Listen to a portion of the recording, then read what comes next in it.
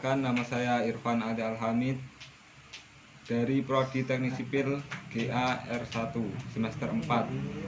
Di sini saya akan menyampaikan sedikit tentang formula-formula dalam desain drainase.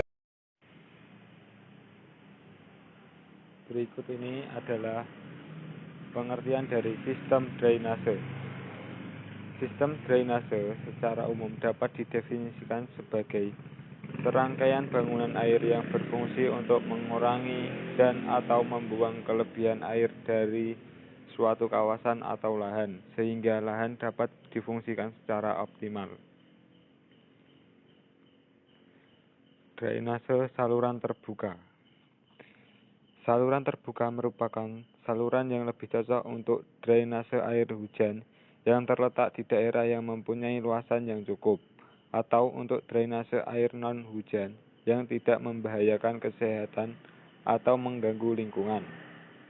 2. Drainase saluran tertutup. Drainase saluran tertutup merupakan saluran yang pada umumnya sering dipakai untuk aliran air kotor, atau air yang mengganggu kesehatan atau lingkungan, atau untuk saluran yang terletak di tengah kota.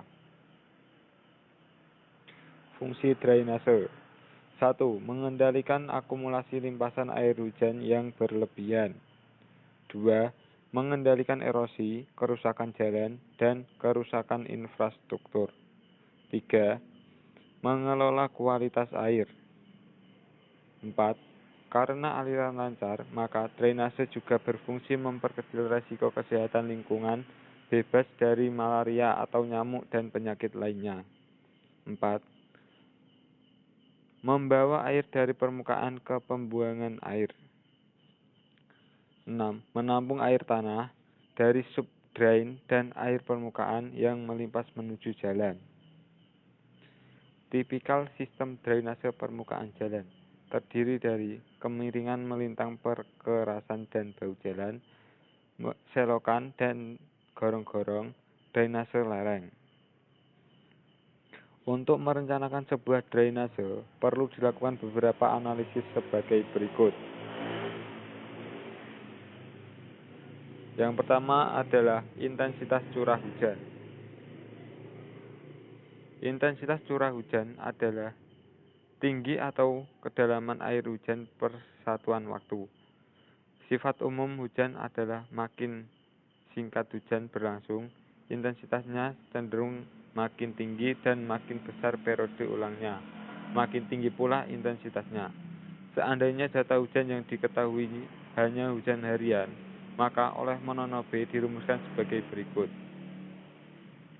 I sama dengan R24 dibagi 24 dikali 24 dibagi TC pangkat 2/3 dengan I sama dengan intensitas curah hujan selama time of concentration atau satuannya adalah milimeter per jam. T sama dengan lamanya curah hujan atau time of konsentrasi atau TC. R24 adalah curah hujan maksimum dalam 24 jam. Koefisien pengaliran. Berdasarkan tata cara perencanaan drainase SNI 033424-1994, luas daerah pengaliran batas-batasnya tergantung dari daerah pembebasan dan daerah sekelilingnya, ditetapkan seperti pada gambar di samping. Rumus untuk menghitung koefisien pengaliran adalah C sama dengan C1 kali A1 plus C2 kali A2 plus C3 kali A3 dibagi A1 ditambah A2 ditambah A3, di mana C sama dengan koefisien pengaliran gabungan, C1, C2, C3 sama dengan koefisien pengaliran yang sesuai dengan tipe kondisi permukaan, A1, A2, A3 sama dengan luas daerah pengaliran yang diperhitungkan dengan kondisi permukaan. Menghitung debit air rencana atau KI. Metode untuk memperkirakan laju aliran permukaan puncak yang umum dipakai adalah metode rasional USSC 1973. Metode ini sangat simpel dan mudah penggunaannya. Metode ini masih cukup akurat apabila diterapkan pada suatu wilayah perkotaan yang kecil sampai sedang. Persamaan matematik metode rasional dinyatakan dalam bentuk Q sama dengan 0,278 kali C kali I dan kali A, di mana Q sama dengan debit banjir, satuannya adalah meter kubik per detik, C sama dengan koefisien pengaliran, A sama dengan luas das, satuannya adalah kilometer persegi, I sama dengan intensitas hujan, satuannya adalah milimeter per jam. Menghitung kapasitas saluran. Kapasitas saluran perhitungan dimensi saluran digunakan rumus kontinuitas dan rumus Manning sebagai berikut. Q sama dengan V kali A. Dengan Q sama dengan debit pengaliran, satuannya adalah meter kubik per detik. V sama dengan kecepatan rata-rata meter per detik. A sama dengan luas penampang basal saluran, satuannya adalah meter persegi. Menghitung kapasitas saluran. Kecepatan aliran air merupakan salah satu parameter penting dalam mendesain dimensi saluran, di mana kecepatan minimum yang diperbolehkan tidak akan menimbulkan pengendapan dan mencegah pertumbuhan tanaman dalam saluran.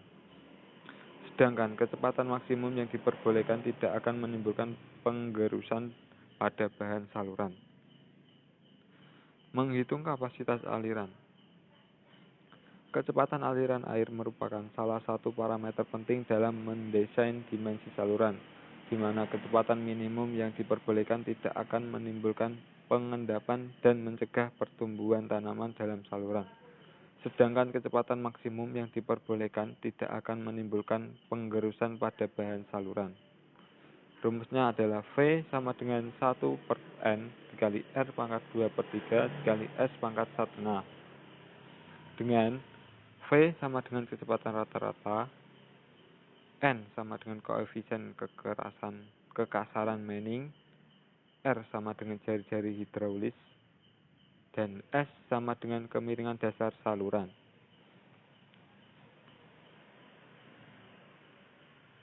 Kemiringan saluran. Kemiringan saluran disesuaikan dengan keadaan topografi dan energi yang diperlukan untuk mengalirkan air secara gravitasi, dan kecepatan yang ditimbulkan harus sesuai dengan kriteria yang telah ditentukan. Kemiringan saluran samping jalan ditentukan berdasarkan bahan yang digunakan. Hubungan antara bahan yang digunakan dengan kemiringan saluran samping jalan arah memanjang yang dikaitkan dengan erosi aliran. Tinggi jagaan. Tinggi jagaan untuk saluran terbuka dengan permukaan diperkeras ditentukan berdasarkan pertimbangan ukuran saluran, kecepatan aliran, arah belokan saluran, dan debit banjir. Tinggi jagaan biasanya diambil antara 15 sampai 60 cm dengan rumus W sama dengan akar 0,5 kali H, yaitu W sama dengan tinggi jagaan, H sama dengan tinggi basah saluran. Sekian yang dapat saya sampaikan. Sekian yang dapat saya sampaikan.